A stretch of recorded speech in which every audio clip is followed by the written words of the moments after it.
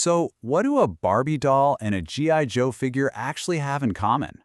I mean, on the surface, you'd say not much, right? But there's this surprising trend that all kicks off with a kind of awkward question at a checkout counter, and it reveals how they're at the very center of a cultural shift that's rewriting the rules of play. Okay, picture this. You're in a toy store. A cashier, just trying to make some friendly small talk, sees an adult man buying a Barbie doll. So they ask the expected question, right? The one that fits neatly into our whole cultural script about who buys what toys and for who. And then, boom, the answer that just breaks the script. Three simple words that stop the conversation cold and create this moment of awkwardness, of, cultural friction. It's this exact moment that researchers have been zeroing in on, and it opens up a really fascinating story about who gets to play with what and why.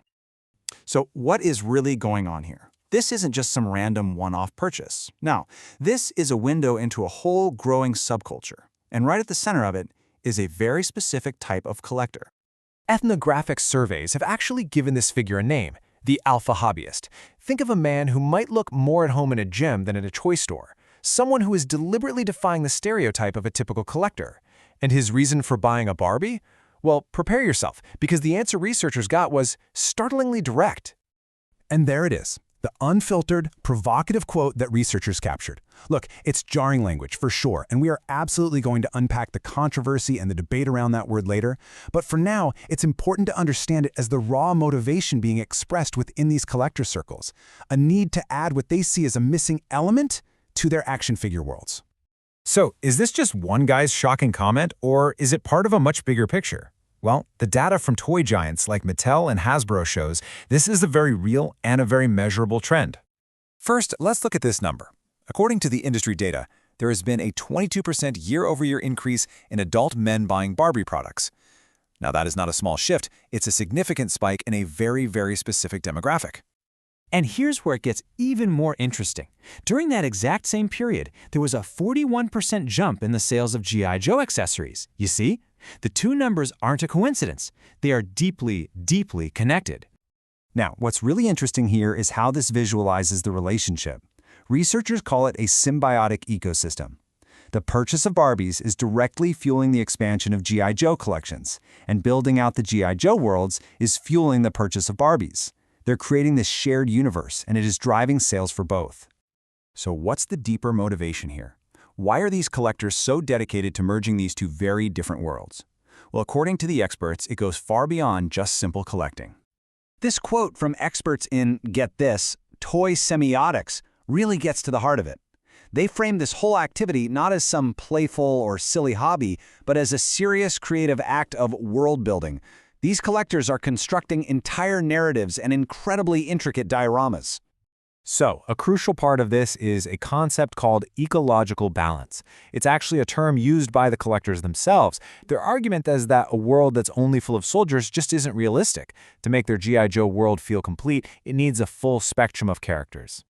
And just look at the roles these Barbies are playing. We're not talking about passive background characters here. No way. They are being cast as intelligence liaisons, morale officers, vital support personnel, and even truce brokers in these complex wartime scenarios. This is sophisticated, narrative-driven play we're talking about. So, when a trend that's led by consumers gets this big, the industry has no choice but to listen. And now, major retailers and manufacturers are actively adapting their strategies to cater to this whole new market. And the retail world is responding in some really specific ways. We're seeing stores pilot these collector corners with neutral signage, kind of moving away from the classic pink and blue aisle divide. Staff are being retrained to engage with customers differently, to ask, what are you building, instead of just making assumptions. Even the manufacturers, like Mattel, are exploring crossover lines, like a hypothetical Barbie for builders that might come with tactical gear. Okay, so we have to circle back to that provocative language we heard at the beginning.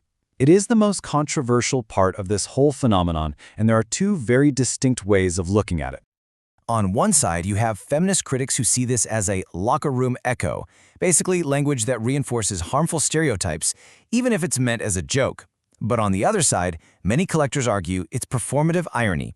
They claim the term is a kind of shield against judgment, a way to own the absurdity of their hobby, and that it's about myth-making for their little world, not actual misogyny.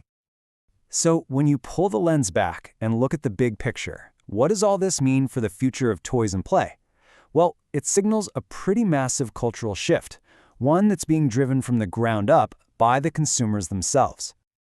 The research ultimately boils this entire phenomenon down to this one powerful phrase: play unbound by presumption.